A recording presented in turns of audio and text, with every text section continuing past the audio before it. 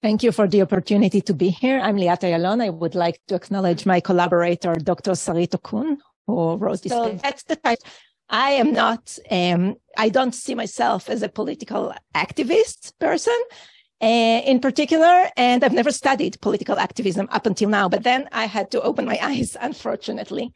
And when I looked around, I realized that many of the people who have been out on the street with me are actually older people.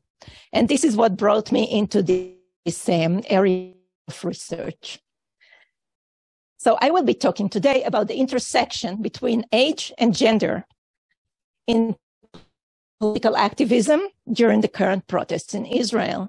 And basically, the process started early on once the government started its judicial reforms. And these are statistics from March. I think the numbers are higher.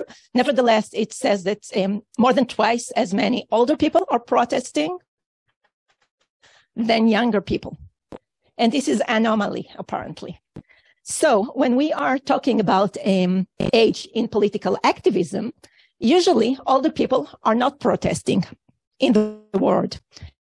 They have actually a lot of formal political power. We see it also in Israel with our prime minister being 73, our president being 62, the median age of our members of the parliament being 51 compared to the demographics in Israel, which stands at 29. So certainly older people have formal political power. They're also more likely to vote. However, it's unlikely and is an anomaly for older people to participate as in the case in Israel. When we look at gender, which is the other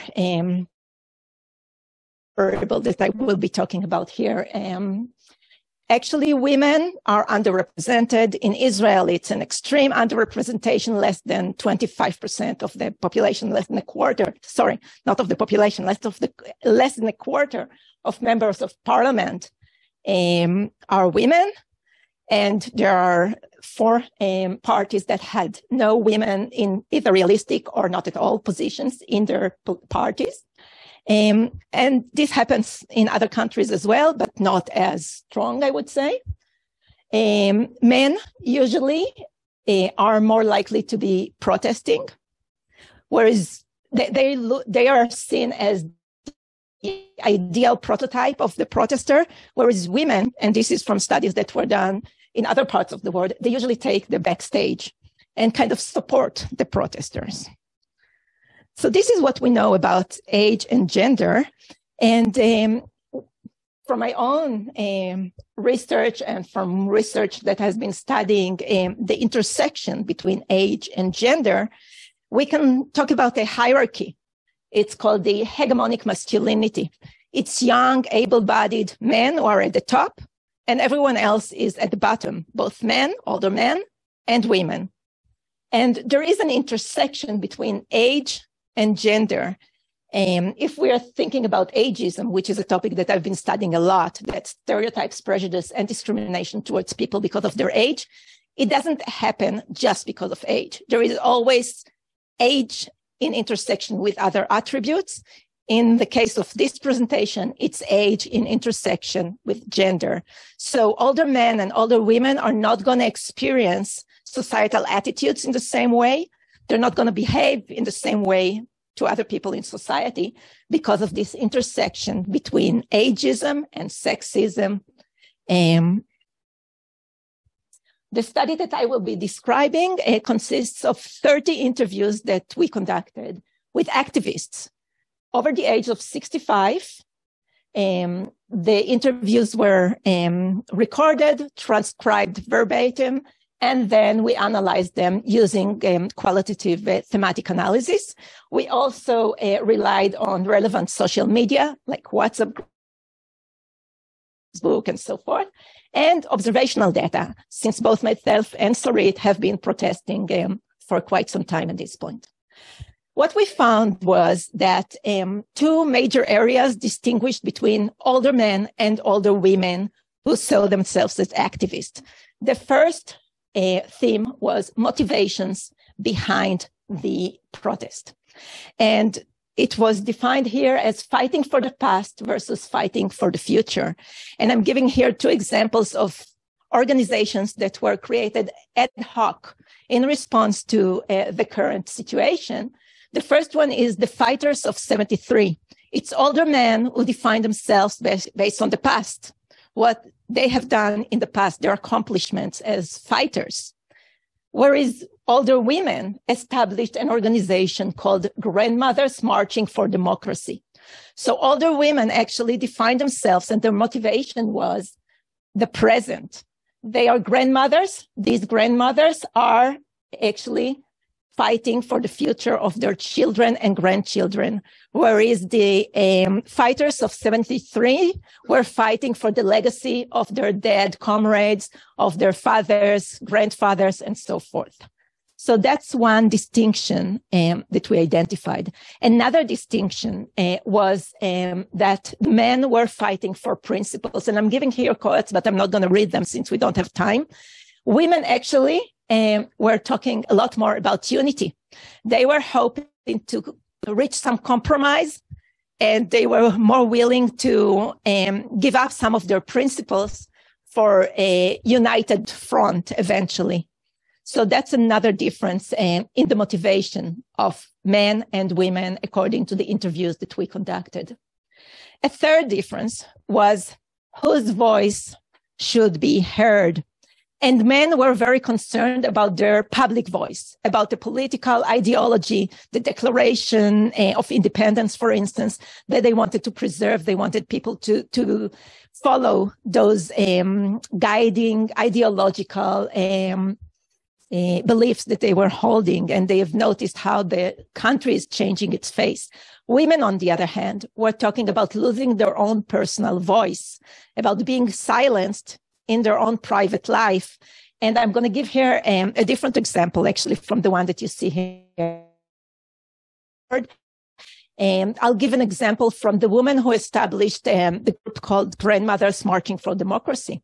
And she was saying that many men have been calling her saying, can grandfathers join as well? And she said, join, but you have to be at the back. You cannot go at the front. It's only grandmothers who are walking at the front. And she was saying, you know, you are a gerontologist, so you know that. At a certain age, women lose visibility. We have lost, and this is the intersection between age and gender, lost that our private voice is being heard, that we are being seen. So if men want to join us, they have to be at the back. So these are the motivations. A second theme that differentiated between men, older men, and older women was the modes of protest. And again, it's me in the past, men presenting themselves as fighters of the past, versus me in the present, grandmothers. That's who I am at the present. Another difference was marching with tanks versus marching with folding chairs. When we looked at the communication of men, of the Fighters of 73, they really were talking about a battle. And one of their most prominent achievement was stealing a real tank and bringing it out to the street.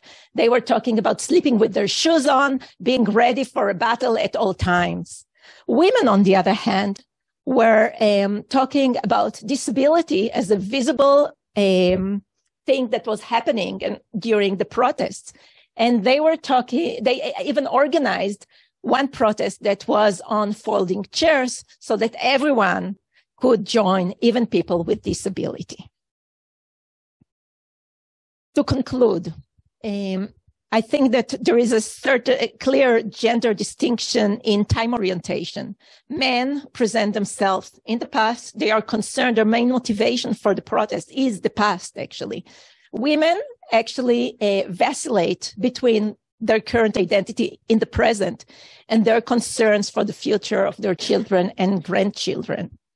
I would argue here that in old age, it is actually men who become disadvantaged in public sphere, even more so than women. And in order to stay powerful, they must go again to the hegemonic masculinity identity, to the young, healthy-bodied men at the top. And that's only done through presenting themselves as the Fighters of 73. Older women, on the other hand, manage to escape. They enjoy an intersectional escape. So even though being an older person and being a woman, these are both devalued statuses, the combination actually is quite protective during the protest. So they can still it allows them to stay in the present rather than revert to the past as older men. Both men and women address issues of inequality and diversity in their protests, but it is women who actually view themselves as the minority group, whereas men are feeling a threat to their ideology, but they have certainly served as the majority up until now. I think that it's clear that Israel is ranked last in gender equality among OECD countries, and this can explain some of the concerns that were expressed by women for their own private sphere, whereas men tended to view their political views as being threatened. As a hegemonic group, men's values are being threatened. Women have never been at the top of the hierarchy. When men discussed the protest, they viewed it as an act of war. They talked about bloodshed being inevitable. They were talking about the importance of fighting back. And Israel is a very militaristic society, so that's a way for them to gain value, to gain status. And there is some research showing that older men become invisible if they don't wear those medals. Women, on the other hand, attributed their achievements to childbearing, and Israel is very much oriented and values childbearing activities. So older women's strength is derived from their provision for the younger generations.